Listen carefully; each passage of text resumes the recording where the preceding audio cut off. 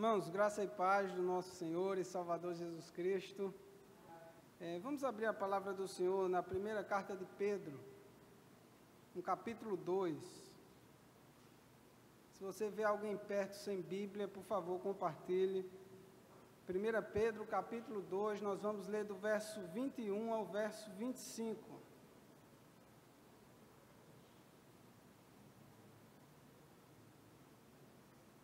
1 Pedro 2, do verso 21 ao verso 25. Vamos fazer essa leitura de forma alternada. Diz assim a palavra do Senhor: Porquanto para isto mesmo fostes chamados, pois que também Cristo sofreu em vosso lugar, deixando-vos exemplo para seguirdes os seus passos.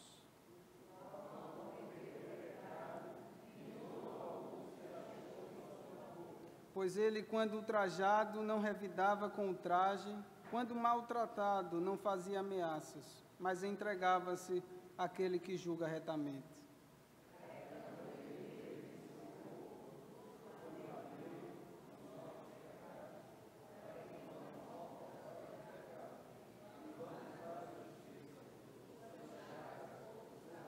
Porque estáveis desgarrados como ovelhas, agora, porém, vos convertestes ao pastor e bispo da vossa alma.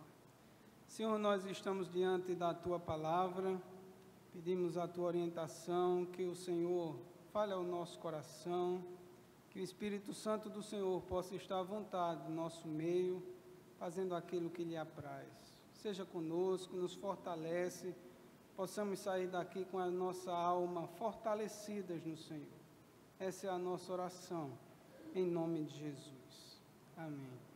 Irmãos, eu passei 8 meses em Winnipeg, lá uma cidade do Canadá. Conheci pessoas de todo o mundo, foi uma experiência fantástica. Mas eu fiquei impressionado com a vida de um jovem pastor coreano, e a vida dele me impactou. A gente conviveu durante alguns meses, e ele falava que todos os dias, lá na igreja presbiteriana que ele fazia parte, havia oração, há oração, todos os dias. E ele disse que participava dessa oração como seminarista, e depois de formado, ele passou 5 anos, todos os dias, de domingo a domingo, às 5 horas da manhã, indo para uma reunião de oração. E quando ele se formou, o pastor disse: agora você não só vai vir para a reunião de oração, como você vai ser responsável pela reunião de oração. Mais 2 anos só na reunião de oração para começar a exercer o ministério. E eu sou do presbitério litorâneo, sou pastor desde 2007. A gente tem congressos a respeito de vida com Deus, a respeito de oração, mas eu fiquei olhando para a vida desse jovem, e olhando para a minha vida e dizendo: qual o cristianismo que eu tenho vivido? A gente fala tanto de oração, eu já participei de tantos congressos de oração, e uma coisa é a gente falar, temos uma boa teologia, sabemos bem da Bíblia, temos conhecimento, mas muitas vezes não praticamos.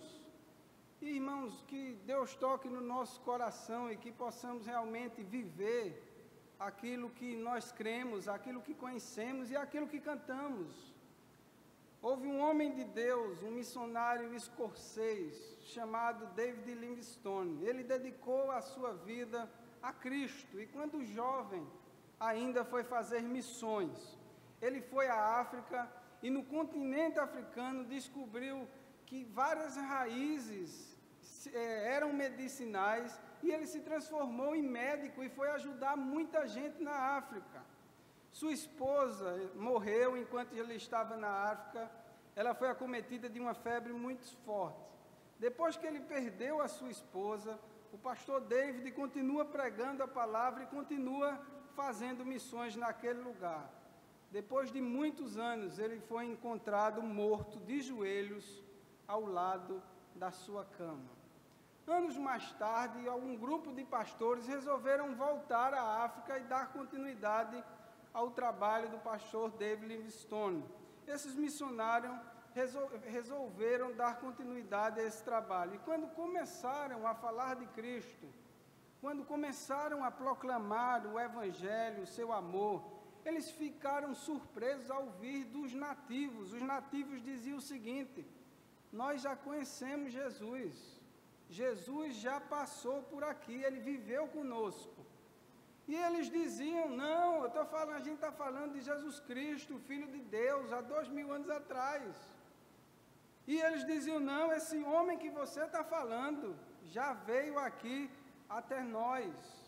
O homem que você falou esteve por aqui também, responderam os africanos. Pastor David Livingstone, ele teve uma vida tão exemplar que foi confundido com o próprio Cristo. Essa carta, conhecida como uma das cartas gerais, vem da expressão catholique, significa universal.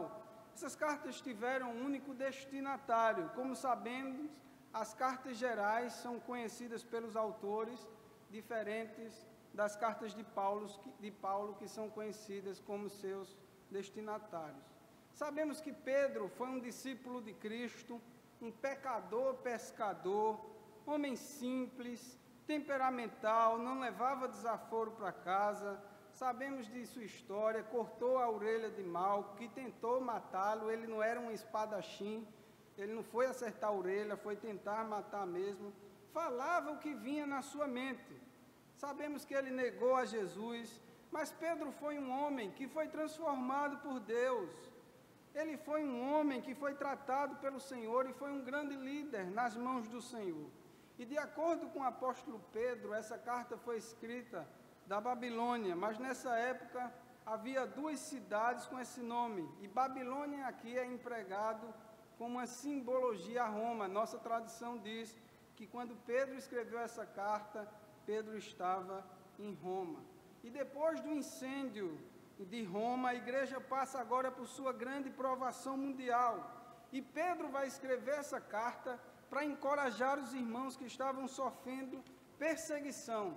Pedro vai escrever essa carta para encorajar, para exortar aqueles irmãos que estavam sendo perseguidos. Mas mesmo que Pedro esteja escrevendo para irmãos perseguidos, as aplicações que ele faz nessa carta é aplicada até qualquer tipo de sofrimento. Todos nós temos as nossas dificuldades, todos nós passamos pelas nossas lutas.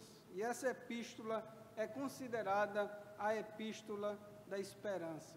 E nós vamos observar no Evangelho de Lucas, vemos Pedro recebendo do próprio Cristo, que quando se converter, ele ia fortalecer os seus irmãos. Então aqui vemos nessa carta o apóstolo Pedro colocando em prática, obedecendo a ordem que recebeu do Senhor.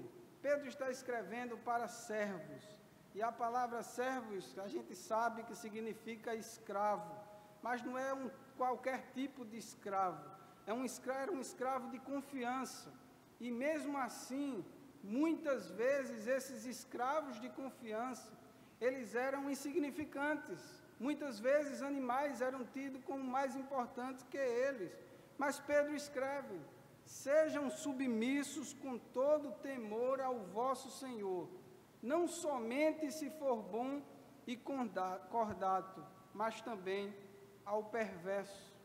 E o argumento de Pedro é muito claro: isso é grato a Deus. Há 2 palavras que Pedro usa, que é submissão e temor. E esses servos, esses irmãos, eles conheciam muito bem essas palavras. Está debaixo de uma missão, honrando a Deus. A primeira motivação nossa deve ser agradar a Deus em tudo. E Pedro vai dizer: isso é grato ao Senhor. Nós temos um princípio no reino de Deus que não é barganha, não é determinação, mas a obediência aos mandamentos do Senhor traz consequências. Nós obedecendo o mandamento do Senhor, vamos ser recompensados. Falar, nós sabemos que é muito fácil. É natural ficarmos, às vezes, revoltados. Como vamos pagar bem com mal? E surge essa pergunta: como vamos tratar as pessoas bem se nós estamos sendo perseguidos, se nós estamos sendo maltratados? E Pedro vai oferecer aos irmãos da igreja um grande exemplo, perfeito, o exemplo do nosso Senhor Jesus Cristo. Louvado seja Deus, porque nós temos uma referência, nós temos a quem seguir. E eu queria compartilhar com os irmãos a respeito desse tema, o exemplo a ser seguido. Veja aí no verso 22, em primeiro lugar, nós temos um exemplo de santidade, o qual não cometeu pecado, nem dolo algum se achou em sua boca. Nós sabemos, desde que entramos na igreja, aprendemos que ser santo significa ser separado por Deus. Mas também essa palavra santidade traz referência, como o irmão Daniel leu no capítulo 1, ao estilo de vida. Santidade é um estilo de vida. Jesus nos deixou um exemplo. E a palavra na nossa versão, que foi traduzida como exemplo, na língua grega, é hipogramos. Essa palavra significa cópia ou decalque, ou quem é mais antigo aqui lembra muito bem do caderno de caligrafia, onde a gente via a palavra e ia cobrindo. Pedro vai citar aqui Isaías, capítulo 53, que fala a respeito do sofrimento vicário do Senhor, o sofrimento substitutivo de Cristo. E Pedro vai aplicar o sofrimento de Cristo a esses irmãos que estavam sendo perseguidos. E da mesma forma que Jesus agiu, o que Pedro está dizendo, vocês também devem agir. Nós precisamos decalcar os atos do nosso Senhor. E Pedro não está falando aqui que vamos sofrer da mesma forma que Cristo, que vamos ser cravados numa cruz, que vamos ser humilhados da mesma maneira. Mas um de nós poderia até ter a coragem. Estava no culto de doutrina essa semana e eu fiz a pergunta: se eu resolvesse morrer pelos pecadores, a minha morte valeria alguma coisa? Será que a minha morte valeria alguma coisa? E nós sabemos que não. Sou um pecador, apenas Deus podia cumprir as exigências da lei. Tinha que ser alguém sem pecado, simbolizado desde o Antigo Testamento pelo Cordeiro sem defeito. O que Pedro está afirmando, irmãos, é que vamos passar por sofrimento, que quando somos atraídos por Deus para viver o verdadeiro cristianismo, isso significa que vamos passar por lutas, que vamos passar por períodos de sofrimento, e devemos agir não da maneira que nós achamos que é certa, mas da maneira que da maneira que Cristo agiria em nosso lugar, para agirmos segundo o propósito de Cristo e não segundo os nossos próprios propósitos. O sofrimento de Cristo, ele tem um caráter exemplar, por isso Paulo fala: sede meus imitadores, assim como eu sou de Cristo. Paulo, nesse texto, está dizendo que não está buscando seus próprios interesses. E quando nós chamamos, aqui acabamos de cantar, chamando Jesus de Senhor, quando nós chamamos Ele de Senhor, nós estamos dizendo que Ele é o nosso dono. Em outras palavras, nós estamos dizendo que não é do jeito que eu quero, é do jeito que Ele quer. Dolo algum se achou em sua boca. A palavra dolo significa fraude ou sugestão para induzir ao erro. O termo grego indica uma espécie de isca usada para apanhar peixes. Dá uma ideia de esperteza, de engano, de traição. E mesmo Jesus, sofrendo o que sofreu, diz a palavra que ele não proferiu palavra contra seus maus feitores, como um cordeiro que morre sem fazer barulho algum. Eu não sei se você já viu, eu vi um vídeo na internet de um cordeiro sendo morto. O rapaz estava cortando o pescoço do cordeiro e o cordeiro olhando para ele sem fazer barulho algum. E da mesma forma, o nosso cordeiro vivo, ele morreu, sofreu sem reclamar. E percebam que quem está falando isso aqui para os irmãos que estavam sendo perseguidos é o apóstolo Pedro, aquele temperamental, aquele que falava o que vinha em sua mente. E nós observamos aqui, irmãos, que só Jesus pode transformar o coração de um pecador. Pedro diz que nós fomos chamados para sofrer.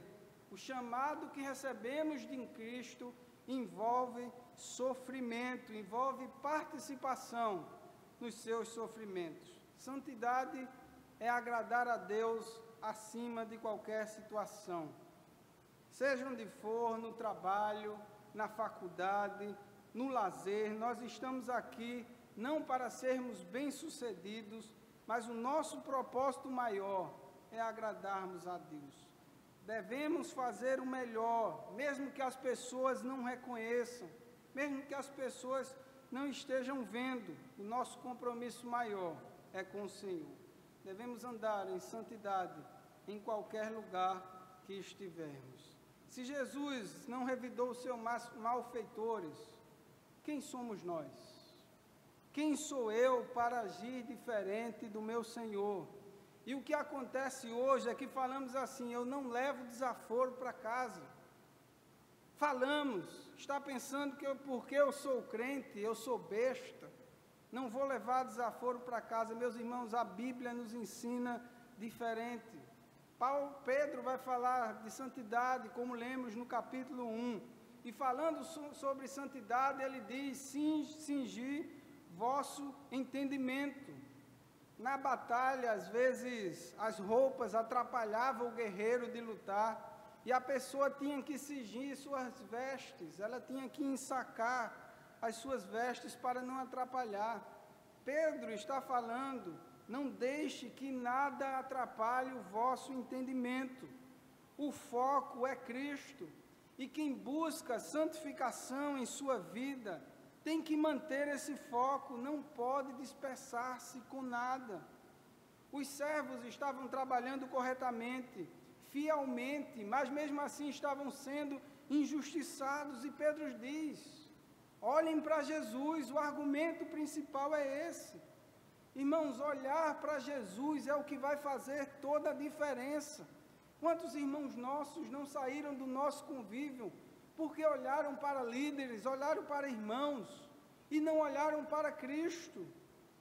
Olhar para Jesus é o que vai fazer toda a diferença. Somos chamados para expressar a santidade de Deus com a nossa vida. E Pedro vai lembrar, como acabamos de ler: sede santos como o Senhor sou santo, como eu, o Senhor, sou santo. Precisamos ter consciência desse chamado. Pedro, no texto anterior, vai chamar esses irmãos que estavam sendo perseguidos de amados, lembrando que eles são amados, e lembra a eles que eles são peregrinos e forasteiros. Nós não pertencemos a esse mundo. Peregrino, na língua grega, significa estrangeiro, residente, sem cidadania. Já a palavra forasteiro é a pessoa que está habitando na terra por um breve tempo, cuja pátria não é aqui, mas no céu. Nossa pátria é no céu, somos cidadãos dos céus, e como cidadãos dos céus, pertencentes a Cristo, nós devemos expressar o caráter de Deus aqui na terra. Santidade é um estilo de vida, e isso também por aquilo que falamos. O que sai da nossa boca, a Bíblia diz que quem controla a língua é sábio. Davi vai orar: põe, Senhor, guardas nas portas dos meus lábios. Davi orou que as palavras dos meus lábios, no Salmo 19, o meditar do meu coração, sejam agradáveis à tua presença. E hoje, irmãos, estamos acostumados a revidar. Se uma pessoa nos chama de feio, a primeira coisa que a gente diz, eu lembro do Ford Ka, que todo mundo dizia que era feio, e já tinha adesivo atrás dos carros: feio é tu. E às vezes a pessoa fala uma coisa com a gente e a gente já vê o erro da pessoa. Muitas vezes usamos palavras para machucar os outros. Ouvimos pessoas brincando com o nome de Deus, contando piadas. O que tem saído de nossa boca? O que tem saído da nossa boca? Meus irmãos, precisamos refletir a quem nós temos imitado, com quem nós somos parecidos. Temos um exemplo a seguir, e louvado seja Deus, porque nós temos uma referência. Somos um povo separado por Deus para vivermos para Ele, para seguirmos os seus passos. Em primeiro lugar, nós temos um exemplo de santidade. E em segundo lugar, no verso 23, nós vamos ter um exemplo de entrega. O apóstolo Pedro diz: pois ele, quando ultrajado, não revidava com ultraje, quando maltratado, não fazia ameaças, mas entregava-se àquele que julga retamente. O verbo que foi traduzido na nossa versão aí como ultrajado significa abusar, insultar ou injuriar.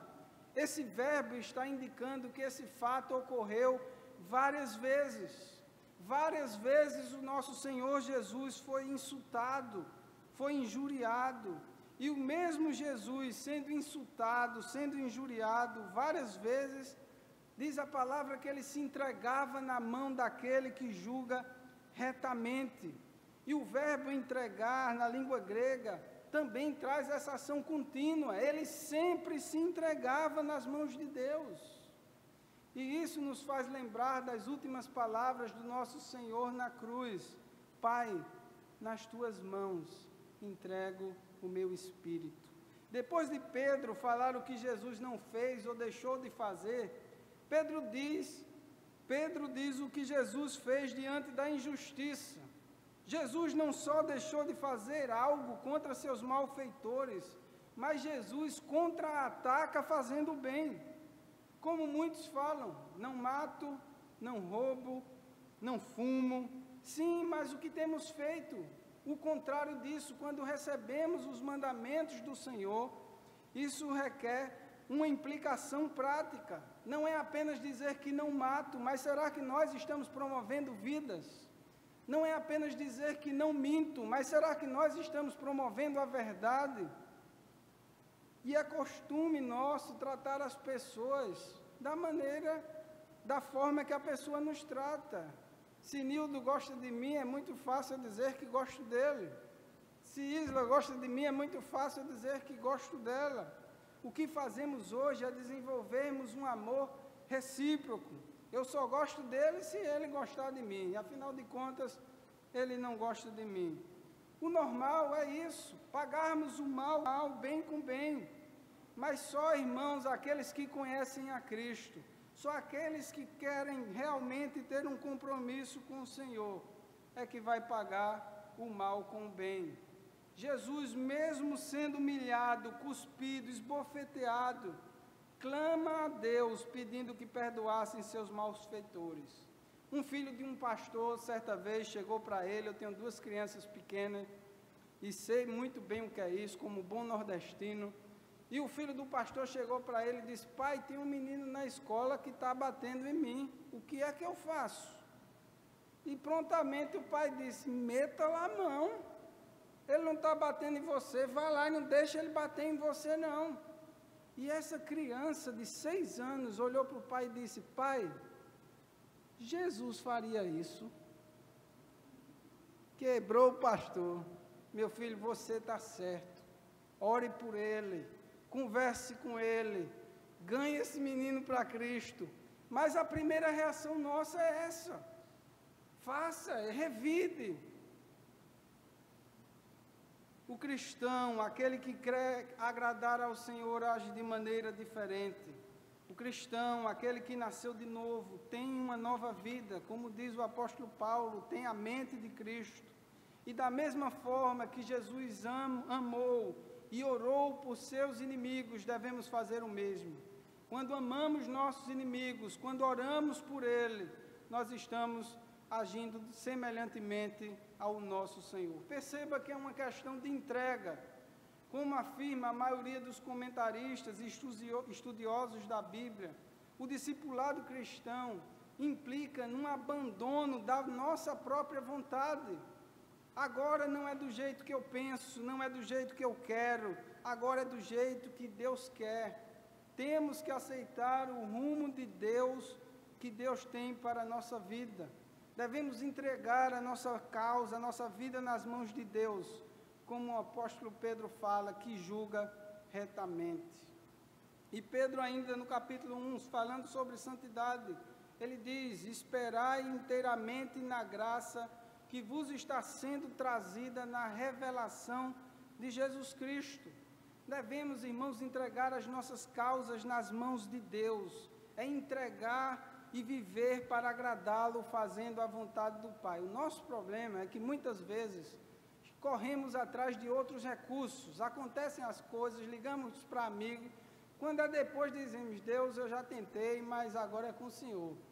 Eu fui pastor na igreja no Mato Grosso, nosso primeiro campo, um buraco na floresta amazônica, e a gente foi visitar a igreja há poucos anos atrás, eu e um amigo aqui de Recife, e quando a gente chegou numa cidade, o irmão de um amigo pastor tinha morrido. Ele trabalhava com garimpo e alguém o assassinou. Foi um sofrimento para a família, principalmente para a mãe. E aí o corpo não estava sendo liberado de onde ele estava. E todo mundo ligando para deputado, ligando para as pessoas que podiam resolver, para político, ligando para policial, e nada. E aí chegou um amigo nosso e disse assim: gente, a gente está fazendo tudo errado. Todo mundo desliga o celular, a gente tem que colocar nas mãos de Deus. Temos que entregar as nossas causas nas mãos daquele que pode resolver. E ali nós oramos, e quando acabamos a oração, recebemos a ligação, o corpo já foi liberado. Precisamos colocar as nossas causas nas mãos de Deus. Jesus entregava tudo às mãos do Pai. Como precisamos, irmãos, entregar tudo nas mãos do Senhor. Como precisamos aprender com Cristo. Temos que estar sempre nos entregando a Deus. Quando as pessoas fizerem mal conosco, que possamos pagar com bem e assim agradaremos a Deus. Em primeiro lugar, nós temos um exemplo de santidade. Em segundo lugar, nós vamos ter um exemplo de entrega. E em terceiro lugar, no verso 24, nós vamos ter um exemplo de amor sacrificial, carregando Ele mesmo em seu corpo sobre o madeiro os nossos pecados, para que nós, mortos para os pecados, vivamos para a justiça. Por suas chagas fostes sarados. Pedro vai dar bastante ênfase aos sofrimentos de Cristo. Pedro não vai deixar nenhuma dúvida de que foi por meio daquilo que Cristo sofreu que Ele trouxe salvação aos pecadores. Pedro está dizendo que Jesus levou nossos pecados, ou como diz o profeta Isaías, o castigo que nos traz a paz estava sobre Ele, e por suas pisaduras fomos sarados. Pedro vai ressaltar o pensamento que Jesus não reagiu às ofensas por meio de ofensas e ameaças, mas que Ele se entregou ao Pai. Irmãos, o sofrimento faz parte de nossa vida. O sofrimento faz parte da vida cristã. E se quisermos uma vida de conforto, uma vida de sofrimento, o nosso lugar não é no cristianismo. A expressão aqui que o Senhor usa, que Pedro usa, carregar em seu corpo, nos faz lembrar do bode expiatório que o povo levava para o deserto, que tomava simbolicamente os pecados do povo de Israel. Jesus carregou o nosso pecado em seu próprio corpo. E Pedro diz: por suas chagas fostes sarados. Os escravos sabiam muito bem o que eram feridas, o que eram chagas, e Pedro diz que Jesus sofreu muito mais. Pedro vai citar Isaías 53:5, mostrando que a cruz é que cura a enfermidade da nossa alma. A cura total da alma é um dos alvos principais de Cristo na cruz. A respeito das chagas, Pedro se refere aqui, são as chicotadas propriamente ditas, mas os vergões sangrentos causados por ela. O que Cristo fez na cruz é algo que nunca nós poderíamos fazer em nosso próprio benefício. Somente Ele poderia fazer, e glória a Deus porque Ele fez isso, porque o sacrifício foi aceito. E Cristo deixou para o seu povo um exemplo de como suportar os sofrimentos, o que foi importante para os irmãos que estavam sofrendo e o que é importante para nós, que sofremos por causa do Evangelho. Em todos os tempos é importante que a paixão de Cristo seja o nosso exemplo. Não há cristão, irmãos, não há cristão que a algum momento vá ter que deixar de sofrer. Paulo vai dizer em 2 Coríntios, aquele que não conheceu o pecado, o fez pecado por nós, para que fôssemos feitos nele justiça de Deus. Foi através do sacrifício de Cristo que recebemos vida e vida abundante. E mesmo Paulo diz que Jesus morreu para que nós não vivêssemos para nós mesmos, mas que nós vivêssemos para a sua justiça, que vivêssemos para Ele. Paulo diz que nos foi concedida a graça de padecer por Cristo e não somente de crer nele. Devemos viver para Deus e não do nosso jeito, do jeito dele. Irmãos, a verdadeira felicidade, nós sabemos que não está ligada à ausência de sofrimento. A verdadeira felicidade está ligada a Cristo. Uma vida com Deus em suportar lutas, em suportar momentos difíceis. Jesus não é apenas um bom exemplo, não podemos esquecer que Ele é Deus, e mesmo sendo Deus, quis pagar o preço por nós pecadores, que merecíamos a ira do Pai. Jesus sofreu, morreu, ressuscitou, para que tivéssemos vida e vida abundante. Nós sabemos que sem Jesus não há esperança. Atos capítulo 4, verso 12, versículo conhecido: em nenhum outro há salvação, porque debaixo do céu nenhum outro nome há dentre os homens em que devemos ser salvos. A Bíblia diz que sem derramamento de sangue não há remissão de pecados. O Cordeiro de Deus derramou o seu sangue em favor da sua igreja. E nós observamos claramente a diferença do cristianismo para outras religiões. Não é por aquilo que eu faço, não é pelas minhas obras, não é questão de merecimento, é pelo que o Senhor já fez por nós na cruz do Calvário. Nós somos salvos pelo sofrimento de Cristo, o cabeça, o dono da igreja. E Jesus sabe o que é sofrer, que nossas vidas estejam nas suas mãos. Eu não sei se você já foi compartilhar alguma experiência, algum sofrimento com alguém, mas essa pessoa não entendia o que você estava falando, porque ela nunca passou por isso. E aqui, com o Senhor, nós vemos que é diferente. O Senhor sabe o que é sofrer. O Senhor sabe o que é padecer. Ele sabe o que é ser injustiçado. Jesus é nosso exemplo perfeito. Nós temos que imitá-lo. Jesus não reclamou, Jesus não murmurou, Jesus não revidou. Todos temos os nossos desafios, as nossas lutas, e devemos enfrentar os nossos momentos difíceis, os nossos momentos de sofrimento com obediência, com humildade, assim como Cristo. Quantas vezes queremos que os nossos projetos se concluam sem sofrimento? Quantas vezes queremos que a nossa vida não tenha sofrimento algum? Como muitos, que não podemos chamar nem de igreja, muitos têm falado: venham que seus sofrimentos vão acabar. Pregam um Jesus que acaba com o sofrimento. Jesus não prometeu nada disso. Estava conversando com um amigo que está passando por um momento difícil, e dizendo a ele: Jesus nos prometeu o pão. O que vem dentro, se vai vir queijo, requeijão, é luxo. O pão, ele não deixa faltar, ele tem suprido as nossas necessidades. Em Mateus capítulo 6, Jesus vai falar, e a gente muitas vezes usa esse versículo: buscar em primeiro lugar o reino de Deus, e todas as coisas vos serão acrescentadas. Jesus não disse: todas as coisas vos serão acrescentadas. Jesus disse: essas coisas. Jesus estava falando de comida, de bebida e de vestimenta.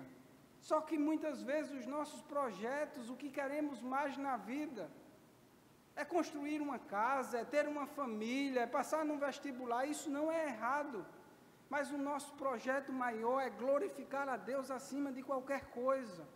O nosso projeto maior deve ser obedecer ao Senhor, glorificá-lo, testemunhar dele, independente da nossa situação. Quantas vezes queremos que não tenhamos sofrimento? No cristianismo há sofrimento, há lutas. Que possamos seguir o exemplo de Cristo, de santidade. Que possamos seguir o exemplo de Cristo, de entrega, e que possamos seguir o exemplo dele de amor sacrificial. Que sejamos fiéis a ele e que o nome dele seja sempre glorificado em nossa vida. Eu queria que você baixasse sua cabeça e que você pensasse a respeito da sua vida com o Senhor. Como está a sua vida com o Senhor? Com quem você tem sido parecido? Coloque a sua vida diante dele. Senhor, nós te louvamos pelo privilégio que temos de estarmos reunidos aqui como teus filhos, como igreja do Senhor. Nós te louvamos pelo Deus maravilhoso que o Senhor é. O Senhor tem nos abençoado, tem nos fortalecido, e apesar das nossas lutas, nós te louvamos porque o Senhor é a nossa referência. E além de ser a nossa referência, o Senhor ainda nos ajuda, nos fortalece, e sem o Senhor nós não somos nada. E nessa noite, meu Deus, nós queremos mais uma vez declarar o nosso amor pelo Senhor. Nós te amamos, o Senhor é a razão da nossa vida. Sem o Senhor, a nossa vida não teria sentido, e nós queremos te louvar pelo exemplo perfeito que o Senhor é. Obrigado, meu Deus, pelo teu sofrimento, obrigado pelo teu exemplo, mas também queremos te louvar pela tua vida em nós, queremos te louvar pela tua presença, pois a tua presença tem feito toda a diferença. Que o Senhor abençoe essa igreja, que o Senhor abençoe, meu Deus, toda a sua liderança, que esses irmãos amados possam seguir fielmente ao Senhor, que eles sejam fortalecidos, seguindo o exemplo do Senhor. Meu Deus, muito obrigado por essa noite, que o Senhor receba a nossa gratidão, é a nossa oração, em nome de Jesus. Amém.